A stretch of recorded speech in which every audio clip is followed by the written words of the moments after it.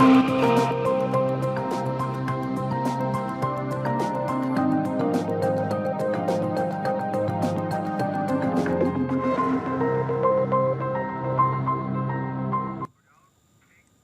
आप सभी का स्वागत है कोर्ट्स दिस वीक में और मैं हूं आपके साथ अंकिता सिंह। अगले आधे घंटे हम सुप्रीम कोर्ट, हाई कोर्ट और तमाम निचली अदालतों के अहम केसों पर जानकारी देंगे। तो शुरू करते हैं courts this week.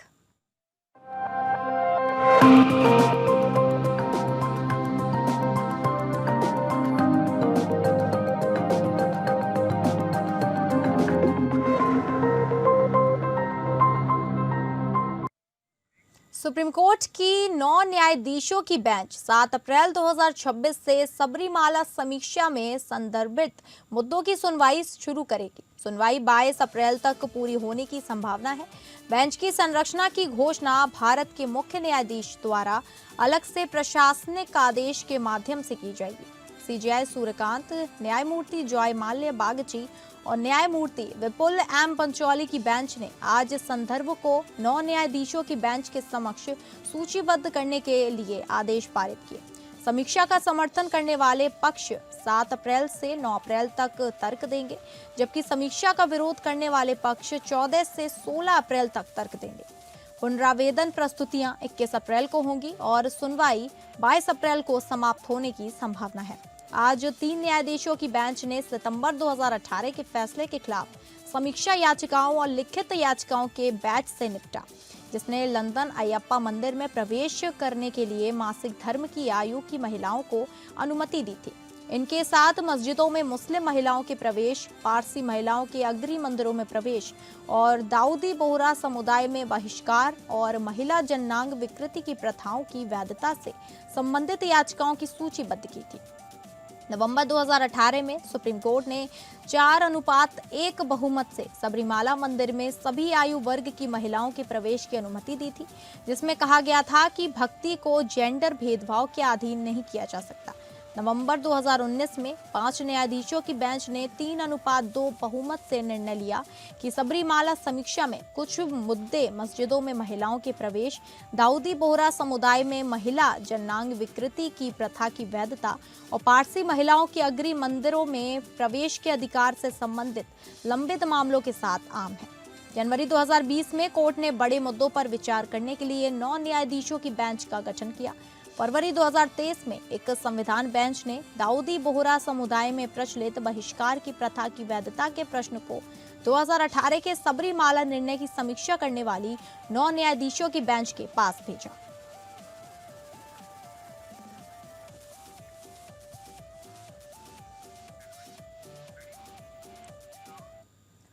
Supreme court ने असम के मुख्यमंत्री हेमंत बिस्वा शर्मा के खिलाफ दायर याचिकाओं को खारिज कर दिया, जिसमें उन पर मुसलमानों के खिलाफ भड़काऊ बयान देने का आरोप लगाया गया था।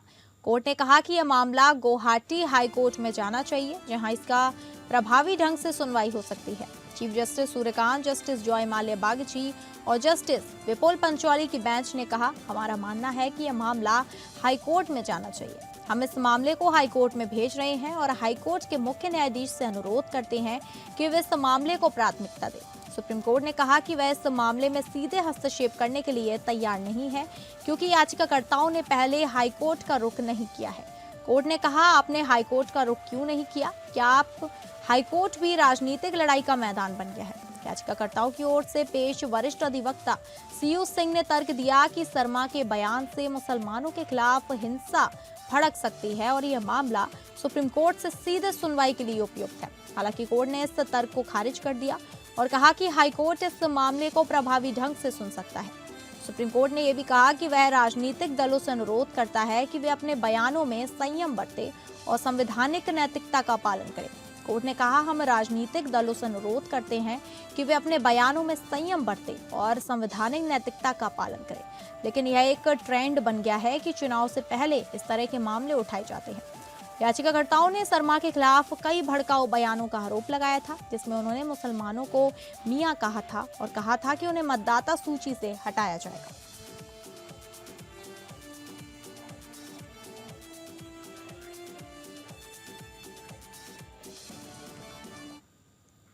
सुप्रीम कोर्ट ने अदालत में पेश किए जाने वाले दस्तावेजों में एआई के बढ़ते उपयोग पर चिंता जताई है। कोर्ट ने कहा कि कुछ वकील एआई टूल्स का उपयोग करके ऐसे दस्तावेज तैयार कर रहे हैं जिनमें गैर मौजूद फैसले और गलत उद्धरण शामिल है। चीफ जस्टिस सूर्यकांत और जस्टिस जयमल्ल्या बागची और बीवी नागरत्ना की बेंच ने कहा कि कोर्ट में पेश किए जाने वाले दस्तावेजों में एआई टूल्स का उपयोग बढ़ रहा है, लेकिन उनकी ठीक से जांच नहीं की जा रही है।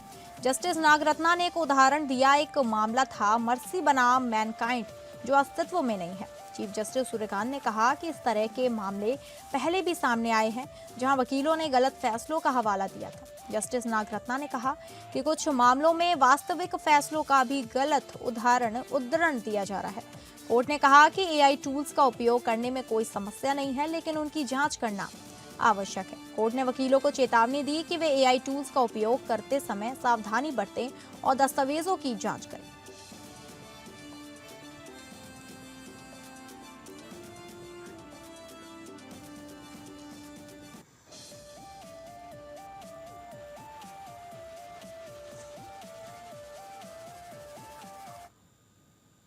सुप्रीम कोर्ट ने छत्तीसगढ़ सरकार से जवाब मांगा है कि राज्य में आदिवासी क्रिश्चियन समुदाय के लोगों को गांव में दफनाने की अनुमति क्यों नहीं दी जा रही है। अदालत ने एक अंतरिम आदेश में कहा कि जब तक मामले का फैसला नहीं हो जाता, तब तक किसी भी मृतक के शव को कब्र से निकालने की अनुमति नहीं दी जाएगी।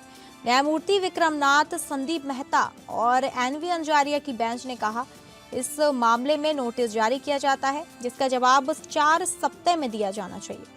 तब तक किसी भी मृतक के शव को कब्र से निकालने की अनुमति नहीं दी जाएगी। पिटीशन में आरोप लगाया गया कि छत्तीसगढ़ के दक्षिणी जिलों में आदिवासी क्रिश्चियन समुदाय के लोगों को गांव में दफनाने की अनुमति नहीं दी जा रही है और उनके मृतक के शवों को कब्र से निकालकर अज्ञात स्थानों पर ले जाया जा रहा है। पिटीशनर्स के वकील कॉलिन गोसाम्वेल्स ने अदालत को बताया कि क्रिश्चियन परिवारों को गांव के सामान्य कब्रिस्तान में अपने मृतकों को दफनाने की अनुमति नहीं दी जा रही है। उन्होंने कहा, मृतकों के शवों को उनकी सहमति के बिना कब्र से निकाला जा रहा है और अज्ञात स्थानों पर लेकर दफनाया जा रहा है। पिटीशन में आरोप लगाया गया कि यह घटना केवल एक जिले तक सीमित नहीं है, बल्कि पूरे छत्तीसगढ़ में हो रही है। इसमें कहा गया कि आदिवासी क्रिश्चियन समुदाय के लोगों को उनके धर्म के कारण गांव में दफनाने की अनुमति नहीं दी जा रही है और उन्हें अपने मृतकों को गांव से बाहर ले जाकर दफनाने के लिए मजबूर किया जा रहा है।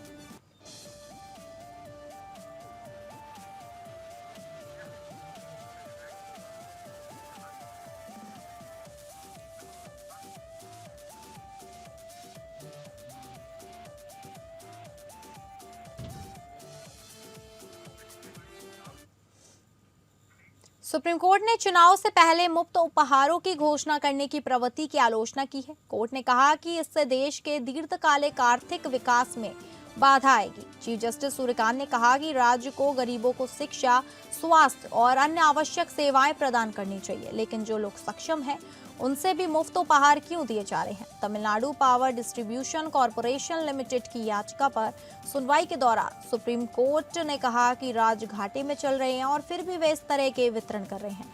यह पैसा कहां से आ रहा है? क्यों इसे विकास कार्यों के लिए समर्पित नहीं किया जाना चाहिए? कोर्ट ने कहा कि राज्य को दीर्घकालिक विकास योजनाओं पर ध्यान देना चाहिए, न कि चुनावी वादों पर।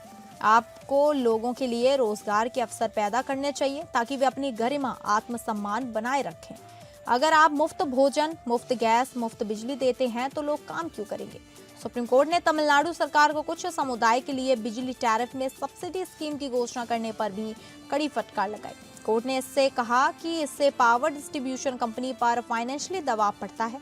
सुप्रीम कोर्ट ने केंद्र को नोटिस जारी कर किया कि इस मामले में अन्य याचिकाओं पर भी विचार कर रहा है।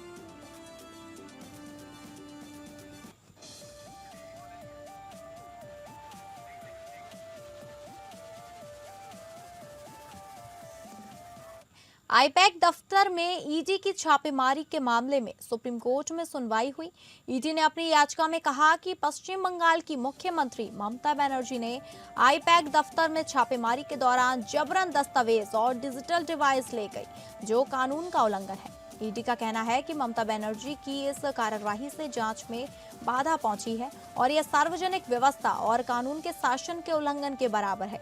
ईडी ने अपनी याचिका में कहा कि वह इस मामले में एफआईआर दर्ज करने और जांच की मांग कर रही है। ममता बनर्जी का कहना है कि उन्होंने आईपैक दफ्तर से अपने पार्टी के दस्तावेज लिए थे, जो उनका अधिकार है। उन्होंने ईडी पर राजनीतिक बदले की कार्यवाही का आरोप लगाया है। सुप्रीम कोर्ट ने इस मामले में ईडी अधिकारी के खिलाफ दर्ज एफआईआर पर रोक लगा दी है और पश्चिम बंगाल सरकार से जवाब मांगा है। ईडी ने अपनी याचिका में कहा कि ममता बनर्जी ने आईपैक दफ्तर में छापेमारी के दौरान जबरन दस्तावेज और डिजिटल डिवाइस ले गई, जो कि कानून का उल्लंघन है। ईडी का कहना है कि ममता बनर्जी की इस कार्यवाही से जांच में बाधा पहुंची और यह सार्वजनिक व्यवस्था और कानून के शासन के उल्लंघन के बराबर है। ईडी ने अपनी याचिका में कहा है कि वह इस मामले में एफआईआर दर्ज करने और जांच की मांग कर रही है। ममता बनर्जी ने ईडी पर राजनीतिक बदले की कार्यवाही का आरोप लगाया है। सुप्रीम कोर्ट ने इस मामले में ईडी अधिकारियों के खिलाफ दर्ज एफआईआर पर रोक लगा दी है और पश्चिम बंगाल सरकार से जवाब मांगा है।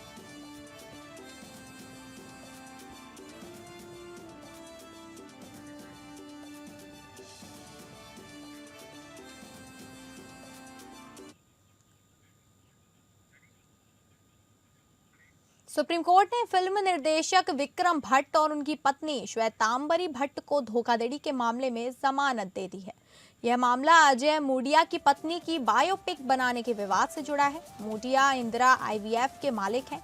विक्रम भट्ट और उनकी पत्नी को दिसंबर में मुंबई से राजस्थान पुलिस ने गिरफ्तार किया था और जोधपुर सेंट्रल जेल में रखा गया था। सुप्रीम कोर्ट ने राजस्थान हाई कोर्ट के आदेश को रद्द करते हुए जमानत दी है। न्यायालय ने कहा कि यह मामला एक व्यावसायिक लघु से उत्पन्न विवाद है और पक्षों को मध्यस्थता के माध्यम से विवाद को हल करने का प्रयास करना चाहिए। न्यायालय ने पक्षों को सुप्रीम कोर्ट मेडिएशन सेंटर में उपस्थित होने का निर्देश दिया है ताकि उनके भुगतान विवाद को हल करने की संभावना का पता लगाया जा सके। विक्रम भट्ट के वकील सिद्धार्थ देव ने कहा कि वह फिल्मों को पूरा करने के लिए पैसे ले रहे हैं। उन्होंने कहा कि अनुबंध के अनुसार 4 फिल्में तय की गई थी और 2 पहले से पूरी हो चुकी हैं और तीसरी 70% पूरी हो चुकी है। अगर वह हिरासत में रहते तो वह उसे पूरा नहीं कर पाएंगे। मूडिया के वकील विकास सिंह ने कहा कि विक्रम भट्ट की कंपनी मुश्किल में है और वे अपनी पिछली प्रतिष्ठा के आधार पर पैसे मांग रहे हैं।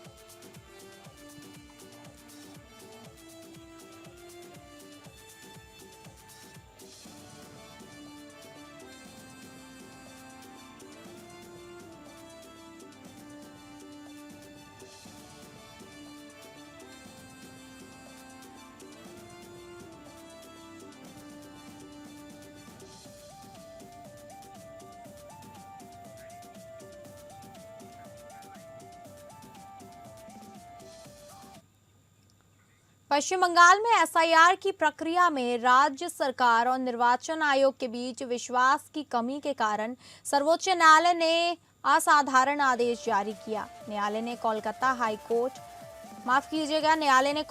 उच्च न्यायालय के प्रावधान न्यायाधीश से अनुरोध किया कि वे सेवा में रह रहे न्यायिक अधिकारियों तथा कुछ पूर्व न्यायिक अधिकारियों को नामांकन दावों और आपत्तियों के निपटारे के लिए नियुक्त करें।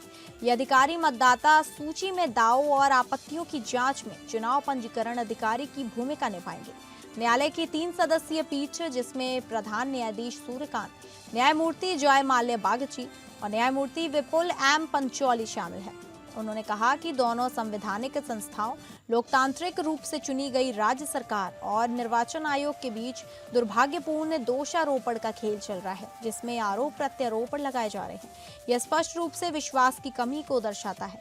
पीठ ने कहा कि परिस्थितियां असाधारण हैं, इसलिए यह आदेश भी असाधारण है। अधिकांश व्यक्तियों ने अपने दस्तावेज जमा कर लिए हैं, लेकिन इनकी जांच निष्पक्ष रूप से होनी चाहिए। दोनों पक्षों की सहमति से न्यायालय ने कोलकाता उच्च न्यायालय के मुख्य न्यायाधीश से अनुरोध किया कि वे प्रत्येक जिले में ऐसे न्यायिक अधिकारियों को उपलब्ध कराएं जो दावों को दोबारा देखें या फिर निपटाएं। प्रत्येक न्यायिक अधिकारी को निर्वाचन आयोग के माइक्रो ऑब्जर्वर और राज्य सरकार के पहले से तैनात अधिकारी सहायता प्रदान करेंगे। न्यायालय ने कहा कि यह कदम इसलिए उठाया गया क्योंकि राज्य सरकार ने पर्याप्त ग्रुप बी अधिकारी उपलब्ध नहीं कराए, जबकि ईसीआई ने माइक्रो ऑब्जर्वर और स्पेशल रोल ऑब्जर्वर पर निर्भर रहने की बात कही। राज्य की ओर से वरिष्ठ अधिवक्ता कपिल सिब्बल और मेनका गुरुस्वामी ने कहा कि एसडीएम ग्रुप ए अधिकारी हैं और माइक्रो ऑब्जर्वर को आदेश पारित करने की अनुमति नहीं है। वहीं ईसीआई की ओर से वरिष्ठ अधिवक्ता दमा शेदद्री नायडू ने कहा कि अन्य राज्यों में ऐसी कठिनाइयां नहीं आई, लेकिन केवल पश्चिम बंगाल में। पीठ ने राज्य की स्थिति पर निराशा जताई और कहा कि सहयोग की अपेक्षा थी। मामला सुनवाई के दौरान दोनों पक्षों ने एक दूसरे पर आरोप लगाए। राज्य ने कहा कि ईसीआई ने नए स्पेशल रोल ऑब्जर्वर पेश किए जो ईआरओ द्वारा मंजूर फाइलों को खारिज कर रहे हैं, जबकि ईसीआई ने इनकार किया। न्यायालय ने कहा कि या तो राज्य न्यायपालिका को शामिल किया जाए या बाहर से अधिकारी लाए जाए, अन्यथा एसआईआर पूरा नहीं होगा। दोनों पक्षों ने न्यायिक अधिकारियों की नियुक्ति स्वीकार की। न्यायालय ने अंतिम मतदाता सूची प्रकाशन की अनुमति 28 फरवरी तक दी, जहां तक प्रक्रिया पूरी हो चुकी है। उसके बाद पूरक सूचियां प्रकाशित की जा सकती हैं।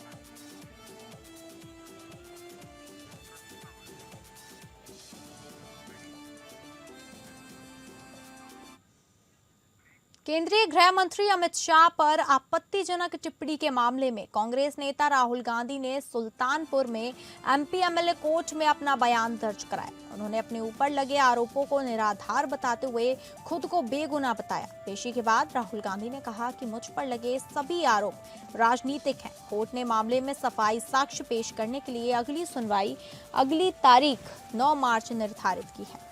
करीब आधे घंटे तक कोर्ट पक्ष का दरवाजा बंद करके मानहानि मामले में धारा 313 के तहत बयान दर्ज करने की प्रक्रिया चली। इस दौरान अदालत परिसर में समर्थकों की भारी भीड़ जुटी रही। कोर्ट कक्ष से लेकर बाहर तक कड़ी सुरक्षा व्यवस्था लागू रही। भीड़ को नियंत्रित करने में सुरक्षा कर्मियों को काफी मशक्कत करनी पड़ी।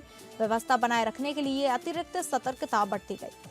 अब मामले की अगली सुनवाई 9 मार्च को होगी, जब बचाव पक्ष की ओर से सफाई साक्ष्य प्रस्तुत किए जाएंगे। इससे पहले वह लखनऊ एयरपोर्ट से सड़क मार्ग से सुल्तानपुर पहुंचे। वहां एमपी एमएलए कोर्ट में पेश हुए। उन्हें बयान दर्ज कराने के लिए कोर्ट ने आज आखिरी मौका दिया था। इस दौरान दीवानी न्यायालय की सुरक्षा व्यवस्था कड़ी रही। इससे पहले डॉग स्क्वाड ने परिसर की तलाशी ली। सुरक्षा में कोई चूक ना हो, इसके लिए एक एएसपी व 4 सीओ समेत भारी पुलिस बल को तैनात किया गया। कर्नाटक में एक प्रेस वार्ता के दौरान राहुल गांधी द्वारा केंद्रीय मंत्री अमित शाह पर अपमानजनक टिप्पणी का आरोप है। इसे लेकर जिला सहकारी बैंक के पूर्व अध्यक्ष और भाजपा नेता विजय मिश्र ने कांग्रेस राहुल गांधी के विरुद्ध दीवानी में मानहानि का परिवाद दायर किया। इसकी सुनवाई चल रही है। इस मामले में राहुल गांधी 26 जुलाई 2024 को पेश हुए थे। उसके बाद से वह सुनवाई की तिथि के दिन अनुपस्थित होते रहे। 19 जनवरी को जब वह हाजिर नहीं हुए तो अदालत ने उन्हें 20 फरवरी को व्यक्तिगत रूप से पेश होने का आदेश दिया था।